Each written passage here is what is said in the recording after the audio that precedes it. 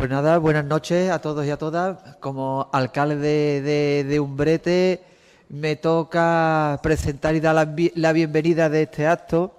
Y ya que la primera conferencia me supo mal de no poder presentarla y dar la bienvenida, en esta segunda pues ya sí ha podido ser. Pues tenemos que estar de enhorabuena a todos los presentes. Decir también que se está retransmitiendo en directo por YouTube, ¿eh? El nivel que tenemos. Entonces, nos pueden ver en cualquier parte del mundo en estos momentos. ¿Qué decir? Que el programa que hemos elaborado, tanto la parroquia de Umbrete como el ayuntamiento, entiendo que todos somos conocedores de la riqueza de ese programa para todo el año, todos los meses, con exposiciones, conciertos, salidas extraordinarias y más cosas que tiene el programa. Y una de las conferencias muy esperada por todos nosotros está sobre el patrimonio pictórico, sobre nuestra iglesia de Consolación, pues ha llegado su día. Es un honor para mí presentar a Álvaro, doctor en historia, aunque Juan Carlos ahora va a decir con más detalle, lo va a presentar. Y entiendo que después de esta conferencia va a ser un antes y un después para nosotros. Yo te digo que voy a coger apuntes porque algunas veces me toca hacer visita a la iglesia, ustedes sabéis, cualquier persona que viene, el alcalde es quien nos lo lleva a visitar nuestra iglesia. Esa es una visita obligada. Y yo explico 3 cositas, pero muy mal. Entonces voy a coger apuntes porque explicar todo el patrimonio que tenemos, pues lo bien que voy a quedar yo de aquí en adelante. Pues nada, no digo más, le paso la palabra a Juan Carlos, que nos va a presentar al conferenciante, y muchas gracias y daros la enhorabuena, que de las 9.000 personas de Umbrete, ahora mismo hay 9.500 y pico que no han venido, pues ellos se lo pierden. Pues nada, buenas noches, Juan Carlos. Buenas tardes. Nos honra esta tarde con su presencia don Álvaro Cabeza García para impartir la segunda de las conferencias enmarcadas en los actos conmemorativos del tercer centenario de la construcción de la iglesia parroquial de Umbrete. Álvaro es licenciado en Historia del Arte por la Universidad de Sevilla, obteniendo la suficiencia investigadora con la defensa del trabajo Vicente Alanís, epílogo de la pintura barroca sevillana, el cual fue publicado en 2011 por la Diputación de Sevilla en su prestigiosa colección Arte Hispalense. Es doctor, además, por la Universidad de Sevilla de 2014, tras defender su tesis Gusto, Mecenazgo y Pintura en Sevilla, 1749-1835, publicada un año más tarde por el Ayuntamiento de Sevilla bajo el título Teoría del gusto y práctica de la pintura en Sevilla, y de la que ofreció un adelanto 3 años antes en otro libro titulado Gusto orientado y fiesta pública en Sevilla. Estas 3 publicaciones suponen una aportación imprescindible al estudio de los orígenes y la complicada implantación de los postulados ilustrados en el arte sevillano, especialmente en su escuela pictórica, materia en la que Álvaro es actualmente una máxima e irrefutable autoridad. Ha sido profesor en la Universidad Pablo de Olavide durante los años 2010-2012, en la Universidad de Córdoba en 2016 y en el Centro Universitario EUSA entre 2016 y 2017. Desde 2016 pertenece al cuerpo de profesores de enseñanza secundaria de la Consejería de Educación de la Junta de Andalucía y actualmente es funcionario de carrera y profesor en el Instituto de Enseñanza Secundaria Alguadaíra, de Alcalá de Guadaira. Su ejemplar labor investigadora se ve reflejada en un abrumador número de artículos publicados en prestigiosos medios científicos como Archivo Hispalense, Atrio, Laboratorio de Arte, Revista de Humanidades, Anuario de Historia de la Iglesia Andaluza, Boletín de Arte, Anuario de Estudios Atlánticos, Arte y Patrimonio, Artium, Norva, Quiroba, Boletín del Seminario de Arte, Crónica Nova y Ucoarte. Igualmente, ha participado en varios encuentros científicos y seminarios organizados por las universidades de Sevilla, Pablo de Olavide, Córdoba, Málaga, Granada, Huelva, Lisboa, Santiago de Compostela, Barcelona, Complutense de Madrid, Buenos Aires o el Museo Nacional del Prado. En resumen, podemos apuntar que su mayor interés en la investigación se centra en la pintura como reflejo inmediato del pensamiento artístico. Según manifiesta él mismo, cree en la historia del arte como disciplina que hace posible la comprensión de los procesos de comportamiento estético del ser humano a lo largo de la historia. En ello ha puesto todo su empeño y energía, como queda constatado a lo largo de su fructífera e intachable trayectoria académica, y de la que esta tarde nos ofrecerá una muestra en la conferencia que vamos a oír a continuación. A la misma se le ha dado el sugestivo título de El patrimonio pictórico de la parroquia de Umbrete, ya que desde la comisión organizadora del centenario entendíamos que no se podía obviar la magnífica colección de pinturas que alberga nuestro templo, suponiendo esta efeméride una oportunidad inmejorable para su puesta en valor y difusión. ¿Y quién mejor para ello que una contrastada autoridad en la materia como Álvaro Cabezas, quien se va a ocupar de mostrarnos este sin par museo que tenemos al alcance de la mano y al que muchos no conocen o simplemente no valoran en su justa medida? Sin más, cedo la palabra a don Álvaro Cabezas.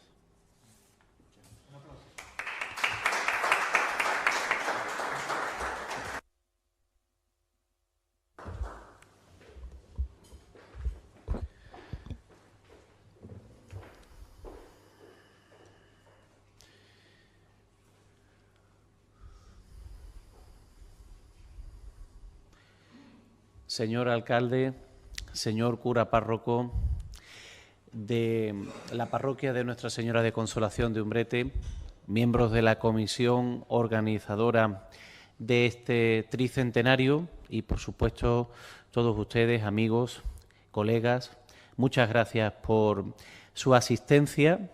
Y tengo que comenzar pidiendo perdón por la voz que tengo porque estamos pasando los alérgicos pues unos días muy malos, ¿no? Entonces, pues disculpa si en algún momento me quedo sin aire. También tengo que comenzar dando las gracias a mi amigo Juan Carlos Martínez por su invitación a participar en este plantel de conferencias y actividades en torno al tricentenario de la edificación de la parroquia y, por supuesto, por su amabilísima presentación. Voy a manifestar que bueno, estoy contentísimo, feliz de estar en Umbrete con todos ustedes.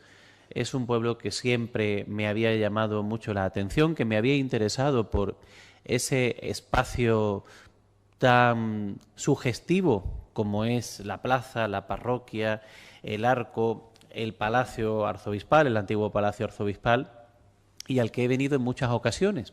Y además, ya hace algunos años pues había colaborado con la Hermandad de la Inmaculada pues con la publicación de un pequeño artículo, ¿no? Por lo tanto, participar en este ciclo pues me llena de alegría.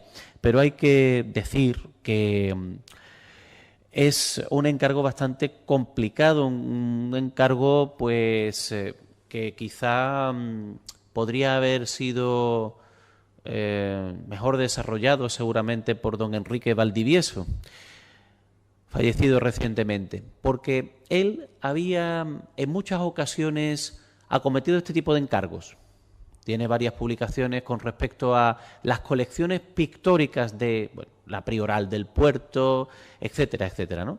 Y entonces, ¿qué es lo que hacía siempre él en estas ocasiones? Tratándose de un trabajo misceláneo, donde se ven distintos cuadros que en muchas ocasiones no tienen relación entre ellos.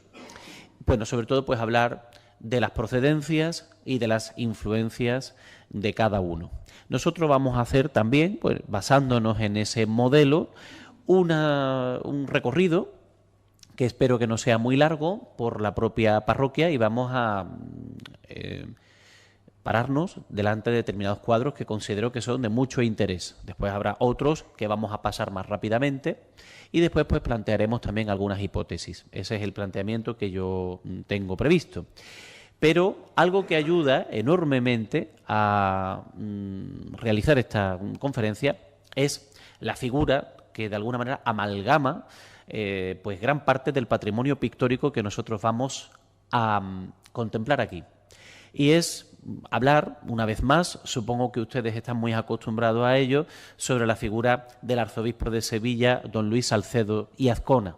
porque al fin y al cabo su intervención, su promoción artística va a ser fundamental, no solamente, por supuesto, en la edificación de la propia parroquia, sino también en la conformación del programa pictórico y también de la acumulación de la colección pictórica. Vamos a comenzar diciendo unos datos biográficos básicos de él para entender bien la psicología del personaje. Es un arzobispo que nació en Valladolid en el año 1667, estudió una formación bastante esmerada, comenzó estudiando leyes en Salamanca y se doctoró en Derecho Canónico.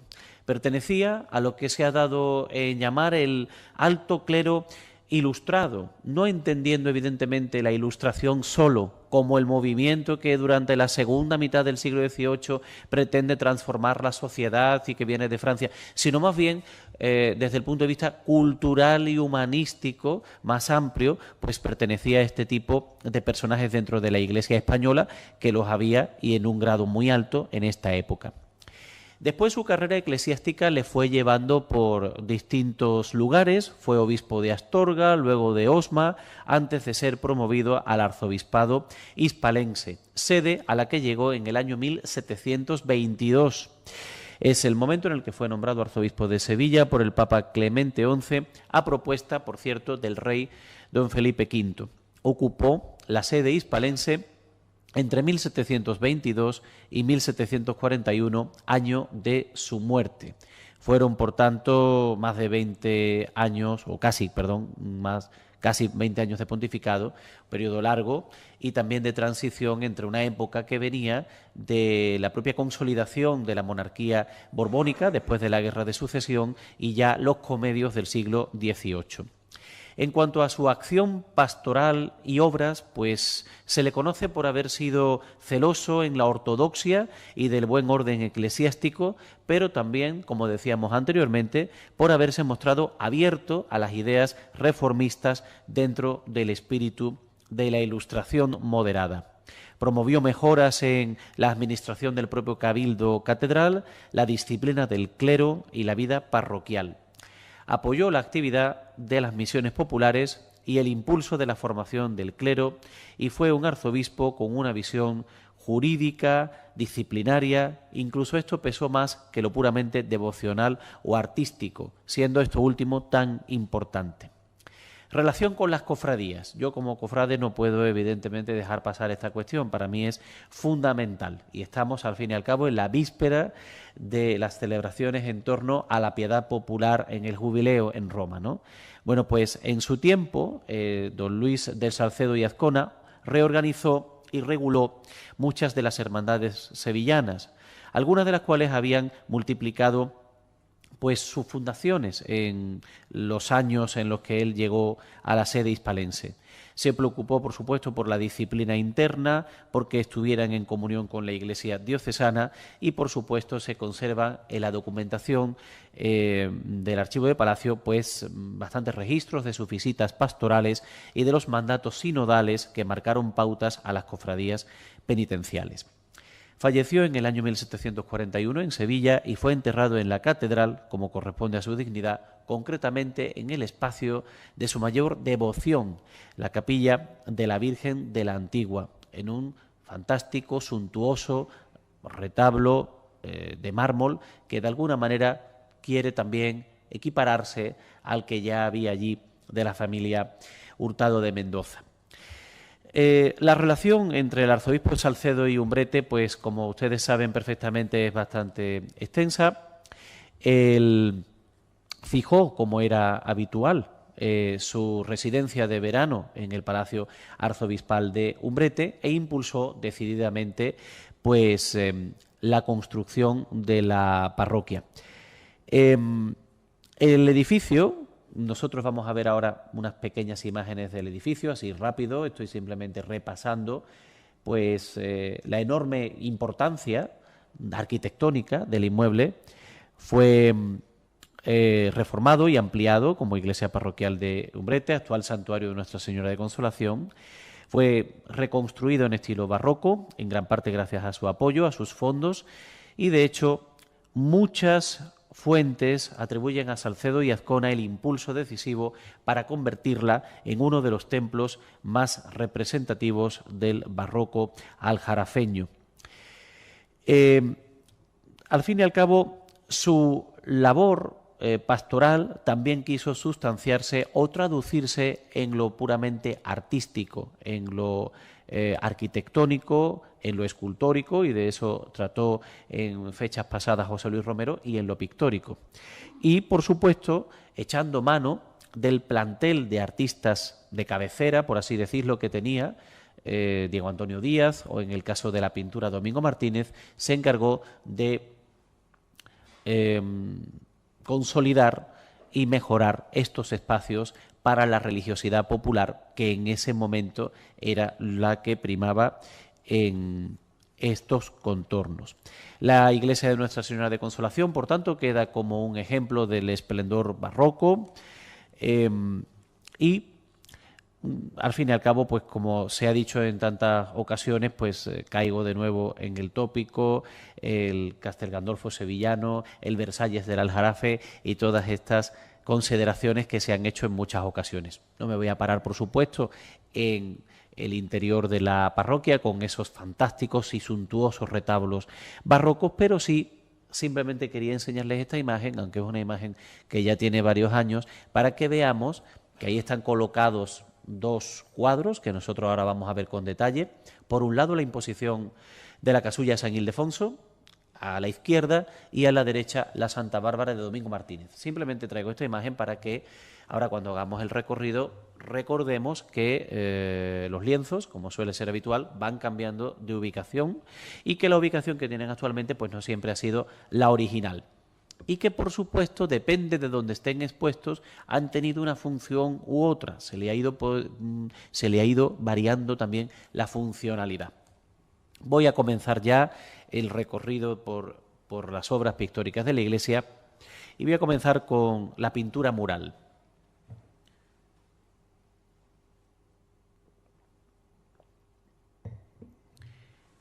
En el año 2016, el profesor Enrique Valdivieso lideró un grupo de investigadores que trabajó y estudió la pintura mural sevillana del siglo XVIII, dando como resultado un tomo precioso que se dividía en dos partes: la pintura mural en la ciudad de Sevilla y, en la segunda parte, en la provincia de Sevilla.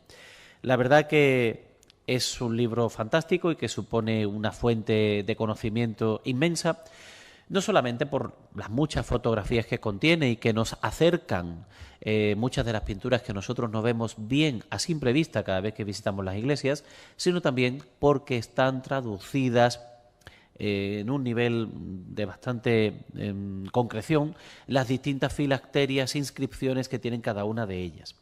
En el caso, por supuesto, de la parroquia de Consolación de Umbrete, se trató, por supuesto, en su capítulo correspondiente, y ahí es donde se estudió bien estas 4 pechinas de la cúpula de la fábrica, que de alguna manera pues se han atribuido tradicionalmente a Domingo Martínez, porque se asocia que, al ser el artista mayor colaborador del arzobispo Salcedo y Azcona, pues tenía que ser el que, con una serie de ayudantes, se ocupase de llevar a cabo esta labor. Al fin y al cabo, Domingo Martínez había empezado precisamente como pintor muralista. Él había comenzado su trayectoria en la capilla sacramental de la parroquia de San Lorenzo de Sevilla, con Gregorio Espinal, el que sería padre del futuro artista y, por cierto, yerno de Domingo Martínez, Juan de Espinal. Entonces él comenzó su labor como cuadraturista, que es un término que podemos utilizar muy bien en el siglo XVIII, porque al fin y al cabo lo que se hace es una labor de cuadratura, es decir, intentar que con la pintura mural se alcance una tridimensionalidad o una facultad para ver más allá del propio muro, que eso deriva al fin y al cabo de los tratados que se daban en el siglo XVII del Padre Pozzo y de tantas otras grandes pinturas murales que hay en Roma y en muchos ámbitos de la cristiandad. Estoy recordando, por ejemplo, el barroco bávaro, ¿no? Bueno, pues esta versión cuadraturista en Sevilla se lleva adelante sobre todo gracias al enorme equipo de Domingo Martínez y que realiza una serie de pinturas pues muy conocidas, ¿no? San Luis de los Franceses, el actual Palacio de San Telmo y tantos otros. Él tenía un equipo bastante amplio, al fin y al cabo era su taller, e iban utilizando distintas influencias, libros de estampa y, por supuesto, tratados que ellos utilizaban constantemente. En el caso del intrados de la cúpula, aquí se cree que hay un programa iconológico ideado por Salcedo y Azcona, que es el de enaltecer la autoridad de la Iglesia y del magisterio eclesiástico. Eso en clave local. Por ello, se figuran 4 arzobispos sevillanos, poniendo a estos como ejemplo de santidad cristiana. Tenemos primero estos 2 y vamos a ir uno por uno. Al principio a San Isidoro con una inscripción ilegible o prácticamente ilegible que se encuentra en esa fotografía más general abajo del santo, y aquí vemos un detalle o pormenor. Arzobispo de Sevilla, por supuesto, entre el año 600 y 636. Estamos rememorando la primitiva iglesia sevillana en tiempos de la lucha contra el arrianismo, o sea, antes de la invasión musulmana. Y él se identifica, lógicamente, por sostener el grueso libro de las etimologías, ejemplo, además, para Salcedo como arzobispo de Sevilla, ilustrado, culto, leído, etc. ¿En qué se puede basar Domingo Martínez, tanto en esta pintura mural como en otras, a la hora de llevarla a cabo? Bueno, pues en su ejemplo estético máximo, que era Bartolomé Esteban Murillo. Murillo había realizado para la sacristía mayor de la Catedral de Sevilla 2 fantásticos cuadros, creo que todos los conocemos, San Isidoro y San Leandro, que aparecen sedentes, cada uno con su atributo característico. Pues parece que en esas pinturas es la que se basa Domingo Martínez, en el caso de que fuese realmente él el que se encargase de realizar estas pinturas. Su hermano San Leandro, aparece una inscripción que se ve aquí mejor, Credite o Goti con substantia len patri, cuya traducción sería creed godos que él es de la misma naturaleza que el Padre. Todo esto para probar frente a los arrianos la naturaleza divina de Cristo, que era lo que le diferenciaba de los católicos. Los arrianos consideraban que Cristo podía ser el Redentor, un profeta perfectamente homologable a lo que se quería, pero no que fuese de naturaleza divina. Entonces, esta inscripción de San Isidoro, que hizo muchísimo por defender el catolicismo frente al arrianismo, pues es lo que indica. Y después de San Leandro tenemos el otro lado de las pechinas, y ahí aparecen por un lado San Pío y por otro lado San Laureano.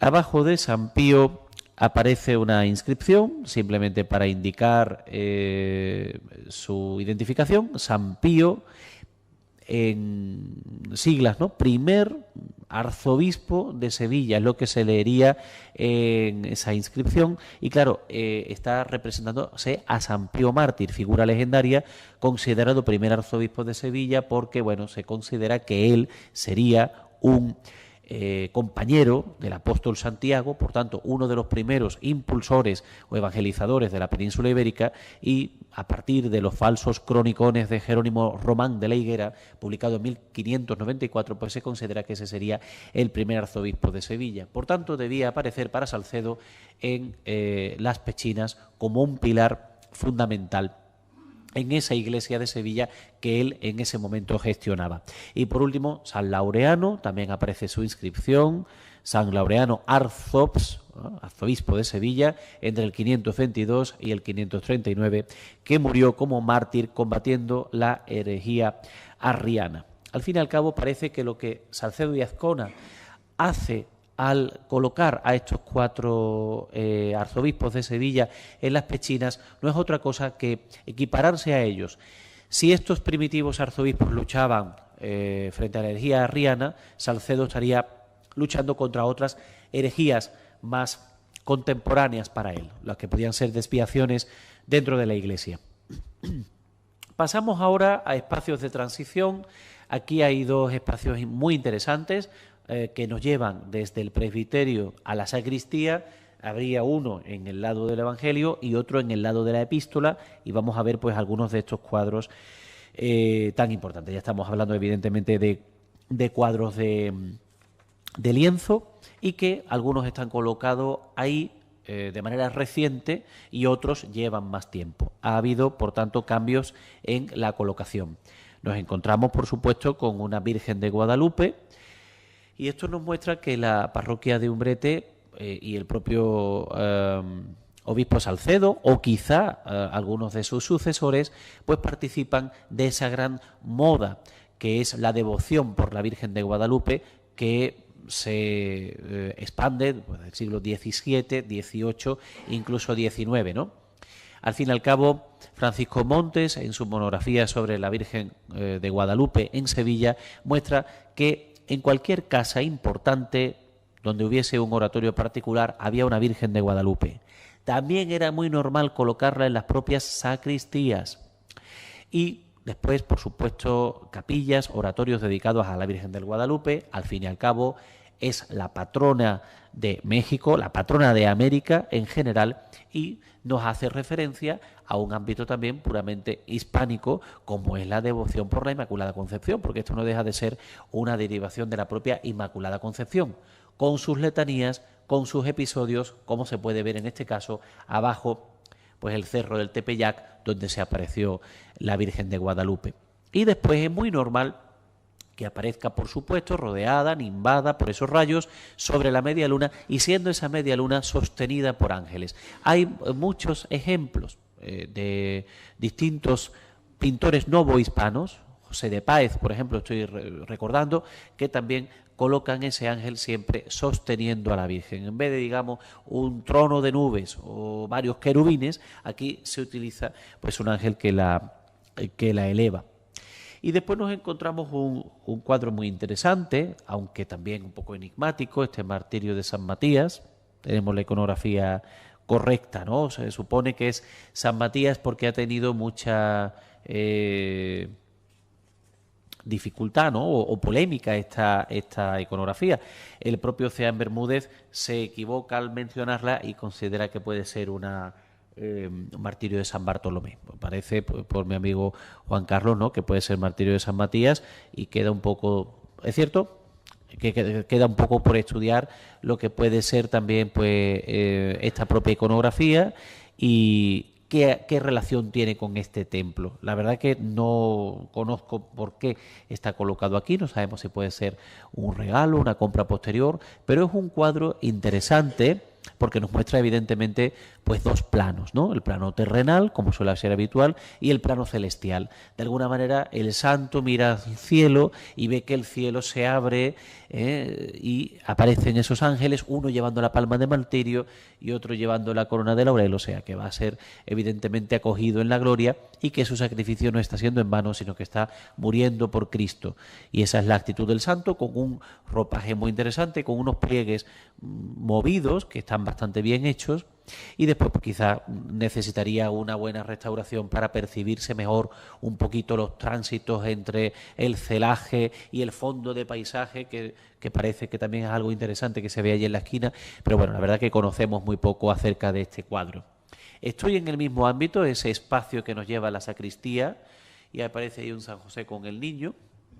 San José con el niño que no está nada mal, pero que parece que es bastante posterior, quizá pueda ser, pues supongo que pueda ser de mediados o finales del siglo XVIII o incluso quizá principios del XIX, pero no tenemos exactamente constancia de cuándo podría haberse realizado este San José con el niño, con sus colores característicos, con su indumentaria habitual y, por supuesto, fomentando la imagen y la consideración entrañable del Padre putativo de Cristo, algo que favorece el Concilio de Trento, pues a partir partir de finales del siglo XVI se empieza a llenar pues toda la iconografía cristiana de la representación del San José con el niño, bien llevándolo de la mano, que es una cosa muy usual en escultura, bien, si el niño es más pequeño, cogiéndolo en sus brazos. Aquí parece que el niño está apoyado en algún mueble quizá y hay un abrazo, evidentemente, pero también veo yo ahí abajo del cuadro, que no se ve demasiado bien en esta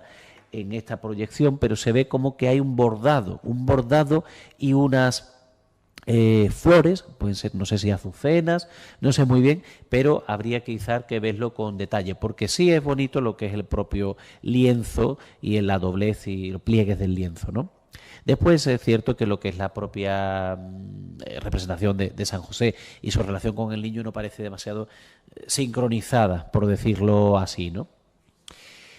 Estamos ahora en el otro espacio, en el espacio de tránsito hacia la sacristía, pero del lado de la epístola, donde hay también colgados unos cuadros muy interesantes. A mí me interesa especialmente este medio punto, que supongo que remataría en origen pues un retablo o un espacio destinado para ello, y que gracias a las investigaciones de Francisco Amórez parece que puede corresponderse con esa Santísima Trinidad realizado por José Suárez, ¿no?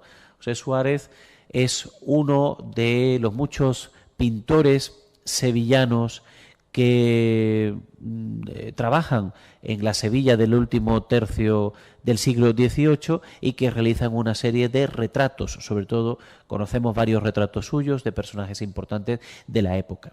Aquí se muestra evidentemente a la Santísima Trinidad, al Padre Eterno, a Jesucristo y a la Paloma del Espíritu Santo, en un medio punto que quizás formaba parte de un conjunto mayor, y resulta muy interesante, ¿no? Lo que es los pliegues, los paños, digamos el montón de nubes o la acumulación de nubes y una cierta, no sé cómo decirlo, no hay mucha unión entre las figuras, sino que parece cada una mirando a un sitio. Por eso sospecho que quizá pudiese formar parte de otro conjunto y que esa pintura hiciese referencia a algo que estuviese debajo. No sé exactamente si más para adelante pues conseguiremos algún dato más, pero es una pintura desde luego muy, muy interesante. Por supuesto, la Virgen de la Antigua.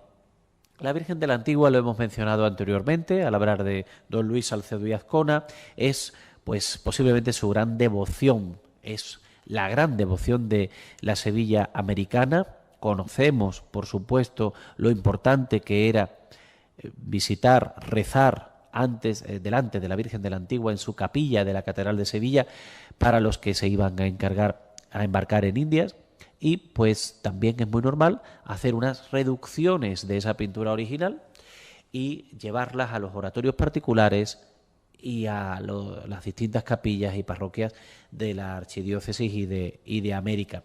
Y entonces aquí tenemos una versión de la Virgen de la Antigua, que es lo que podría considerarse, después de que lo estableciese así el profesor Pérez Sánchez, lo que se llama un trampantojo a lo divino, es decir, es pues la plasmación de la Virgen de la Antigua en su propio retablo de la capilla del mismo nombre de la Catedral de Sevilla. Es decir, con su fondo característico dorado, con su coronación de ángeles y sobre todo con ese suelo ajedrezado y con ese marco, como si se imitase los roleos realizados en piedra que la completa. Y vemos aquí un detalle también de cómo se ve esa inscripción del Ave María dentro de lo que se estaría representando pues como un hermoso dispositivo de flores, de roleos y de guirnaldas, ¿no? Después, si nos adelantamos en las naves de la iglesia y nos encontramos en la capilla de la Virgen de los Dolores, allí vemos que los laterales del retablo cuelgan estas dos pinturas: un camino del Calvario o un encuentro de Cristo con, a ver si lo podemos ver aquí mejor, Cristo con la Virgen y San Juan, y también una dolorosa murillesca. La influencia de Murillo es enorme, como ustedes saben, evidentemente, en la Sevilla del siglo XVIII y de una parte importante también del siglo XIX. Y tenemos que hacer alusión a ello porque a Murillo se le estudiaba, se le copiaba, se le tomaba como modelo, como plan de estudios, y la mayoría de los artistas sevillanos de la época, cuando se le encargaba un cuadro devocional, lo primero que hacían era ver cuáles eran las versiones de esos temas que se pedían, que Murillo había realizado, y se tomaban elementos que podían servir para desarrollar los suyos propios. Entonces, en el caso de este Cristo Nazareno, Camino del Calvario, encontrándose en la calle de la Amargura con la Virgen y con San Juan, a mí me recuerda, bueno, salvando las distancias por supuesto, pero a varias versiones del mismo tema de Murillo, como la que se encuentra en el Museo de Cherburgo o la que se encuentra en el Museo de Filadelfia. Aunque también es justo decirlo, lo que es la pátina pictórica, lo que es ese claro oscuro, lo que es esa utilización de color, recuerda también poderosamente a otro artista de enorme influencia, como fue Valdés Leal. Es posible que haya toda una generación, una primera generación, es decir, a principios del siglo XVIII, que tuviese muy fresca la pintura de Murillo, pero también de Valdés Leal. Al fin y al cabo, ambos dejaron de trabajar más o menos por los mismos años, aunque Murillo murió en 1682 y Valdés Leal lo hizo en 1690, Valdés sufrió una enfermedad que le obligó a retirarse unos años antes. O sea que en los años 80 del siglo XVII prácticamente pues se acaba a un nivel un poco tremendista la pintura sevillana, y todo lo que viene a continuación es, digamos, una derivación. Pues aquí parece que hay un motivo iconográfico que se coge de Murillo, pero una ejecución que parece más relacionable con el propio Valdés Leal. Pues hay una serie de pintores, y los conocemos, ¿no? Meneses Osorio, Mateas de Arteaga, Esteban Márquez, que están un poco influidos por ambas tendencias. En cuanto a la imagen de la Dolorosa, siempre se ha estudiado, y eso lo hizo con muchísima extensión el profesor Valdivieso, la cantidad de cuadros devocionales que hay de la Dolorosa acompañado por un exceomo. Solían hacer pandán, solían hacer pareja los exceomos derivados del de Murillo y la Dolorosa de Murillo. Así, multitud de colecciones particulares los tenían, y era siempre esta misma iconografía. La Virgen contemplando a Cristo en un plano simbólico, no plano real, evidentemente llorosa, dolorosa, con las manos unidas y siempre más o menos caracterizada por ese velo que tiene muy pocas variaciones en la cantidad de copias, versiones y derivaciones que ha habido de estos temas. Bueno, pues estas dos pinturas cuelgan de los laterales de la capilla de la Virgen de los Dolores. Y ahora me voy a los pies de la parroquia y nos encontramos dos capillas que están una enfrente de otra. La capilla de el Bautismo y la capilla de Santa Bárbara, antiguamente capilla de ánimas, ¿no? ¿Podía llamarse? Capilla de ánimas, antiguamente. Bien, lo digo porque después voy a poner una fotografía que tiene que ver con esto. Aquí nos encontramos las que yo considero que son las mejores y más interesantes pinturas relacionadas con Domingo Martínez de la parroquia, como son San Juan Bautista a la izquierda y Santa Bárbara a la derecha. Se cree que esto puede ser de los años en los que se termina de construir la parroquia, y por tanto que fuesen los años en los que se decoraban las distintas capillas. Y nos encontramos, por tanto, que pueden ser del año 33 o 35, es lo que se especula al respecto. Voy a comenzar por San Juan Bautista. Es una extraordinaria representación con admirable estudio anatómico de un modelo masculino. Es un cuadro de enormes dimensiones, mide 322 centímetros de alto, 208 de ancho, y es una de las mejores realizaciones artísticas de toda la carrera de Domingo Martínez. ¿Por qué? ¿Cuáles son esos quilates? ¿Cuáles son esas vicisitudes que hace que un artista como Domingo Martínez, de un catálogo tan extenso, pues esta pueda ser alguna de sus mejores representaciones? Primero, la utilización del claroscuro. Aquí hay un uso muy inteligente de la luz. Hay zonas que están bastante iluminadas, como puede ser toda la zona central del cuadro y la parte superior del rompimiento de gloria, y después hay otras zonas en penumbra que, en función del interés del artista, nos muestra con menor o mayor detalle lo que puede ser el desierto en el que está San Juan o el fondo de paisaje, que es interesantísimo y que se ve en el lado izquierdo. En cuanto al rompimiento de gloria, tiene muchísima carga simbólica. Aquí se ven unos ángeles que portan elementos litúrgicos que hacen alusión al bautismo, al sacramento del bautismo, porque esta es la capilla que está dedicada al bautismo, la que tiene esta iconografía. Y tenemos una crismera donde se van a recoger los óleos para el bautismo, la estola, el libro con las oraciones bautismales, otro ángel a la derecha que muestra o que sostiene el salero y la vela que intervienen en dicho rito. Por lo tanto, la iconografía es clara, el bautista solo, como precursor de Cristo, no está en el momento de bautizar a Cristo, sino que él solo tiene una importancia que le hace protagonista del cuadro, tomando el agua que sale de una roca, de una peña, aunque también, no podemos olvidar, está abajo la representación del Cordero de Dios, la representación simbólica de Cristo. Paso ahora al otro cuadro, Santa Bárbara. También, evidentemente, de manera clara, puede ser de Domingo Martínez, y además estuvo en la exposición dedicada a este artista en el año 2004 en la Fundación El Monte. Domingo Martínez en la estela de Murillo, comisariada por Alfonso Pleguezuelo y por Enrique Valdivieso, y es lo que se considera un regalo del arzobispo Salcedo a la parroquia. Elegante y espléndida. Es una santa, evidentemente conocemos la historia, nacida en Nicomedia, hija de un rey pagano que no quiere que ella se convierta, la encierra, por tanto, en una torre que va a considerarse un elemento característico de su iconografía. Esa torre tenía dos ventanas, se ve en la parte, digamos, del primer cuerpo, dos ventanas, pero ella le hace una tercera en la parte de arriba para aludir a la Santísima Trinidad. Bien, al fin y al cabo era una cristiana acérrima, su padre se enteró de todo esto, ella huyó, fue detenida, obligada a casarse con un pagano y al negarse, pues fue torturada cruelmente y decapitada por su propio padre. Al padre lo vemos en el plano secundario, no sé si se ve muy bien desde ahí, pero aparece el padre de Santa Bárbara siendo alcanzado por un rayo. Por lo tanto, ella se ha, desde entonces, tomado como patrona contra, evidentemente, pues los desastres de la lluvia, de las tormentas, sobre todo muy relacionada con la gente del campo y para la protección de sus cosechas.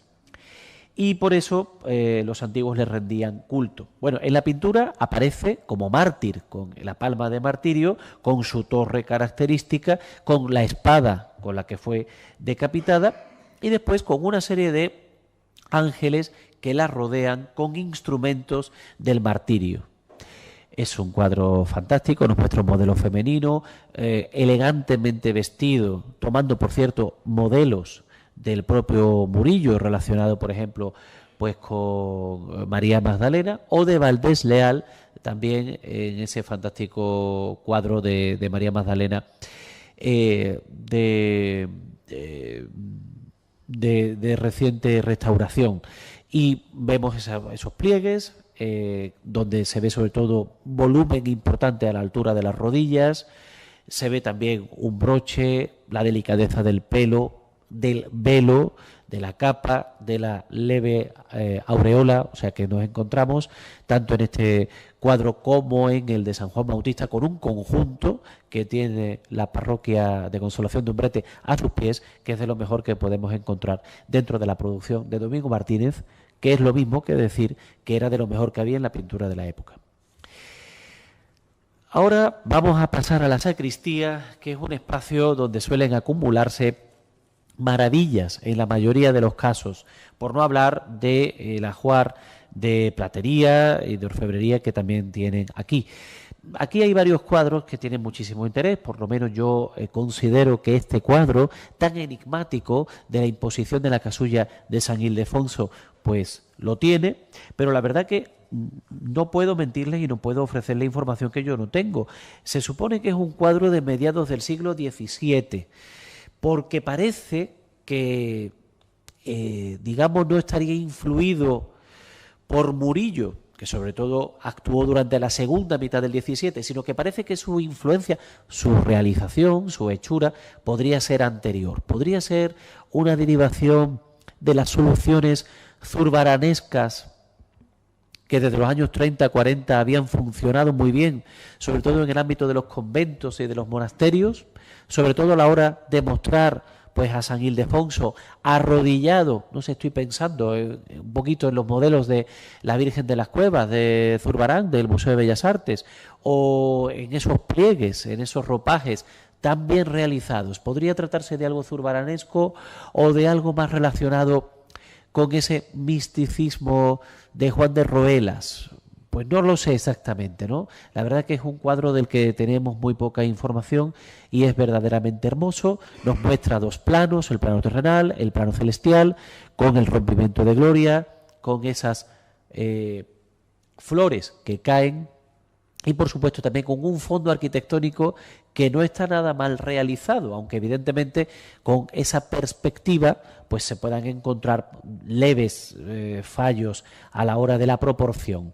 Y después la escalinata nos muestra como un tercer plano donde aparecen dos personajes, esa vieja y ese ángel, que destacan sobre todo por su indumentaria y por lo bien realizada que se encuentra.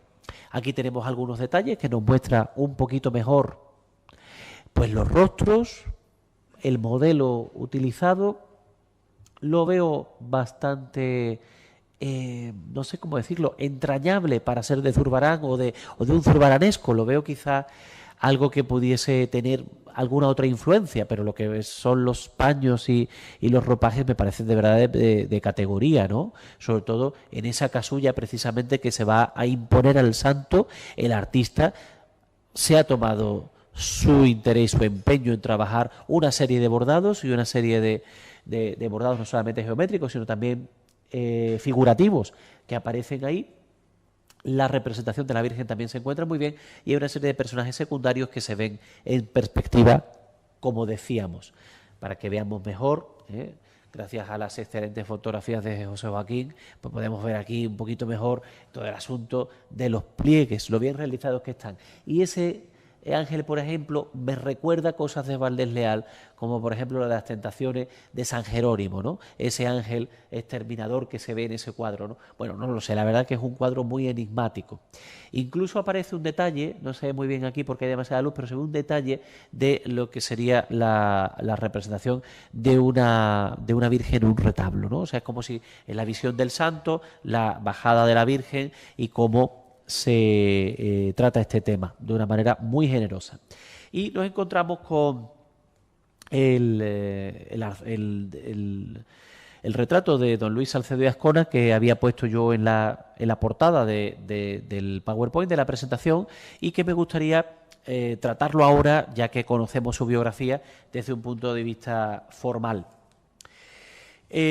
Domingo Martínez lo retrató en varias ocasiones. Esto lo estudió ya en los años 70 el profesor Alfredo Morales, los retratos de Domingo Martínez a Salcedo y Azcona.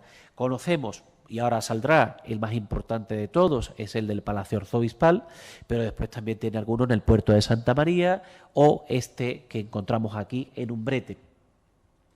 Lo interesante es que aquí se nos muestra como benefactor o promotor de la parroquia de Consolación de Umbrete, porque al fin y al cabo, gracias a esa apertura, muy barroca por cierto, con esa columna, con ese telón recogido, es como si se abriese el telón y aparece detrás la parroquia de Consolación, o sea que es una creación mental, sobre todo programática, del arzobispo, pues nos muestra evidentemente como al auténtico impulsor de su construcción y de su decoración y ornato interno. Hay otros retratos suyos, como le decía, en el convento de capuchinas del Puerto de Santa María, también patrocinado por él en el año 1730, y el del Palacio Arzobispal, que le quiero poner ahora en primer lugar, para que veamos que lo que hace aquí Domingo Martínez no deja de ser adaptar el retrato oficial, podríamos entenderlo así, y adaptarlo en versión local, en versión umbreteña. El ambiente arquitectónico que se representa en Sevilla, en este cuadro, no es identificable, pero el de Umbrete resulta muy interesante. Si en Sevilla aparece sentado en su sillón y tiene en la mesa que tiene al lado su gran devoción, la Virgen de la Antigua, siendo también desvelada por esos ángeles, como introduciendo un rompimiento de gloria, pero no un rompimiento de gloria con nubes que se abren, sino que son los ángeles los que desvelan un lienzo. Fíjense la importancia que le da Domingo Martínez al ejercicio del arte de la pintura. No haría falta buscar un plano celestial, es que ya la pintura es una ventana abierta al otro mundo, ¿no? O sea, bueno, pues aquí los ángeles levantan el velo y se mueve la Virgen de la Antigua, su gran devoción. Pero después una serie de planos y diseños de retablos, de templos que cuelgan de la mesa, entre las que pueden identificarse, por supuesto, la parroquia y el retablo de Umbrete. Detalles de naturaleza muerta también aparecen. Sobre el rojo tapete aparece una campanilla, varios libros, un reloj, un pequeño búcaro, y de este retrato se parte para el que, algo más simplificado, vemos en Umbrete. Aquí lo vemos también sentado junto a su mesa con elementos parecidos a los que acabo de mencionar, pero por supuesto aquí hay una adaptación al medio punto que no tiene el otro cuadro.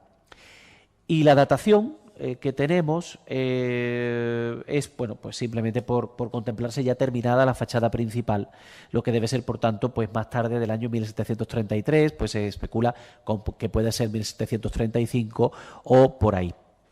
Hay algún otro retrato de don Luis Salcedo, yo lo puse antes, aparece en un óvalo, retratado como si fuese la solución de Murillo, del autorretrato de Murillo de la National Gallery o de Nicolás de Omazur, así que él aparece también en un óvalo, en un retrato que se encuentra en el Hospital del Pozo Santo.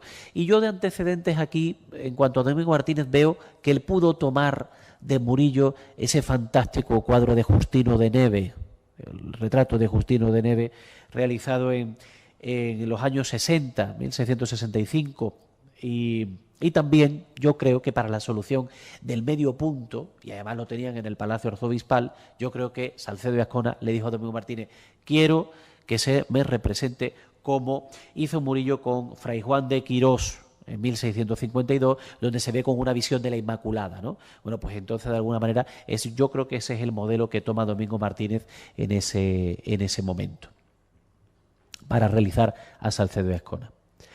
Otros cuadros de la sacristía. Tenemos esta Virgen con el Niño, que tiene pues algún problema de conservación. Tenemos también este interesante cuadro del Camino del Calvario, donde se muestra a Cristo, pues yo creo que lo que puede ser un ejemplo de lienzo callejero, de tantos estos que se ponían en las esquinas, en retablos callejeros. Me recuerda a algunos otros, me recuerda pues alguna cosa sevillana del 17, pero la verdad que no podría decir mucho más a ese respecto. Y después pues dos cuadros también muy interesantes, como esta Santa Rosa de Lima o Judith con la cabeza de Holofernes, que no tengo la verdad conocimiento de cómo pudieron llegar aquí. No sabemos si son regalos, son legados de los arzobispos sevillanos de ese momento, posteriores, adquisiciones que se hayan podido hacer posteriormente, pero aquí no veo yo en el cuadro de Santa Rosa de Lima tanta relación, desde luego, con Murillo, porque yo veo aquí pues algo más que pudiese derivar de estampas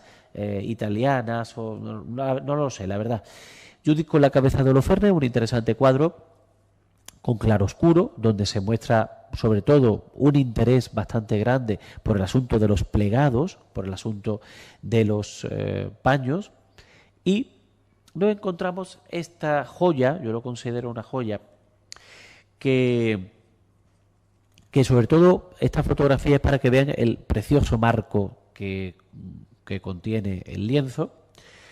Un lienzo que está muy relacionado con Esteban Márquez. Es un murillesco de primera generación, de estos que mencioné anteriormente, que de alguna manera una las dos tradiciones, la murillesca o la de Valdés Leal también, pero no se parece a las cosas de Murillo. Las cosas de Murillo, las anunciaciones de Murillo no son así. Yo he estado mirando varios ejemplos, hay muchísimos conocidos en distintos museos y no es esto lo que representa Murillo. Esto debe tener algún otro tipo de influencia, quizá pueda ser más relacionado con Valdés Leal, sobre todo a la hora del rompimiento de gloria y la disposición de esos ángeles, mostrando al Padre Eterno, que por cierto es muy parecido al que se representa en cuadros de Valdés Leal del Museo de Bellas Artes, como el de la Asunción, ¿no? O algún otro. El cortinaje que se abre y que nos muestra en la parte izquierda del fondo, voy a poner una imagen un poquito más de cerca, donde se vería el lecho de la Virgen, y la Virgen que ha sido, digamos, interrumpida por la presencia del arcángel Gabriel, con la buena noticia, ha sido interrumpida en sus oraciones. Creo que se ve mejor en la anterior, como es un reclinatorio, no exactamente, ¿no? Está sobre un cojín que a su vez descansa sobre una alfombra bordada, pero pues su pedestal, su escritorio, digamos, está sostenido por una serie de ángeles atlantes. No están tratados con mucho detalle, pero sí parece que la propia representación de la Virgen es lo que creo que tiene más interés de todo el cuadro, sobre todo por el plegado, los colores utilizados y la delicadeza. Esa delicadeza sí parece que venga más derivada del propio ejemplo de Murillo. Después, pues todo lo demás lo veo más relacionado con Valdés Leal. Esteban Márquez es un artista de muchísimo interés, sobre todo trabajó en los últimos años del siglo XVII, en torno a los años 90, y conocemos alguna cosa de él, sobre todo apostolados, pero después falta mucha otra labor que hacer en torno a su catálogo y producción. Aquí se ve un poquito mejor los detalles, ese ajedrezado del suelo, etcétera. Y después, bueno, pues alguna otra cosa tenemos también en la sacristía, como puede ser este San Antonio con el niño, que es una versión menor, evidentemente, primero del gran cuadro de Murillo de la aparición del niño a San Antonio de la Catedral de Sevilla, pero sobre todo de una serie de versiones reducidas de pequeño formato que él realizó y que en la mayoría de las ocasiones se encuentran en colecciones particulares. Hay alguna muy conocida, yo recuerdo que hace pocos años se compró una en Sevilla por 900.000 euros, un cuadro pues, parecido al que yo he puesto allí, que es del propio Murillo. Algún otro cuadro como este también tiene el Hospital de la Caridad y el Museo del Prado. Y entonces el de Umbrete deriva evidentemente, como vemos, de ese modelo. Nos encontramos con la Piedad, que en el caso, igual que en el cuadro anterior, es una derivación del precioso cuadro de la Piedad, que forma parte del ciclo de capuchinos que realiza Murillo en los años 60 del siglo XVII y que actualmente se conserva en el Museo de Bellas Artes. Bueno, pues esto sería una versión, ¿no? Una versión, y este es el cuadro original. Este es el cuadro original de Murillo, el anterior, el que tenemos en la sacristía de Consolación, de la parroquia de Umbrete. ¿Vale? En general es el mismo formato, pero evidentemente varían las calidades. Y aquí nos encontramos con las dos Trinidades. Esto es un cuadro muy interesante. Yo creo que este cuadro se le puede dar alguna vuelta, yo creo que se puede sacar algo más de este cuadro con un estudio más dedicado. Tiene mucho interés. Los modelos utilizados en los rostros son reconocibles. Creo que podríamos sacar de aquí alguna atribución, pero sobre todo lo que me gusta es la utilización de los colores tan vivos, tan radicalmente puestos, con tanto contraste, y después el tratamiento de detalle de los bordados de los ropajes del Padre Eterno que aparece arriba. Interesante, la verdad que es un cuadro muy hermoso. Otro San José con el niño, con el mismo comentario del que veíamos en el espacio de tránsito hacia la sacristía, y yendo ya por la escalera que nos conduce al salón de exposición nos encontramos con una coronación de la Virgen extraña, creo que no deriva de ningún modelo cercano, sino más bien yo creo que aquí habría que buscar en modelos italianos para mostrar esta coronación de la Virgen. San Jerónimo penitente, también nos lo encontramos en la escalera que nos conduce al espacio superior. Y esta Sagrada Familia les he puesto el de Umbrete, allí el de Murillo, del que deriva de la National Gallery de Londres. Es un cuadro realizado en torno a los años 70-80 por Murillo y que se encontraba en el año 1708 en la colección del Marqués del Pedroso en Cádiz. Después salió por el mercado artístico y acabó en la National Gallery. Gran referente estético y, por tanto, aquí se utiliza más o menos esencialmente, simplificándolo un poco, pues en su funcionalidad religiosa. Y ya nos encontramos con el salón de exposición, sobre el que voy a hablar ya muy rápido, voy a concluir, y del que voy a analizar un poquito este cuadro. Un cuadro pues de muchísimo interés para mí, que esta pintura de ánimas, que gracias a la investigación que realizó Francisco Amores en su momento sobre la colección del arzobispo Salcedo y de tantas otras investigaciones sobre Umbrete, se pudo relacionar evidentemente en esa fecha con una serie de pagos con Vicente Alanís. Pero claro, esto ya es una etapa posterior, ya no nos encontramos con don Luis Salcedo y Azcona, del que llevamos hablando pues toda la conferencia, sino con otro arzobispo posterior, ya a finales del 18, como es Alonso de Llanes. ¿Vale? Alonso de Llanes, 1792. Llanes y Argüelles es su apellido. Una pintura de ánimos en esta fotografía de aquí, colocada en la capilla actualmente donde está el cuadro de Santa Bárbara, donde está el retablo del Sin Pecado de la Virgen del Rocío. Bueno, pues años atrás esta pintura de ánimas figuraba allí.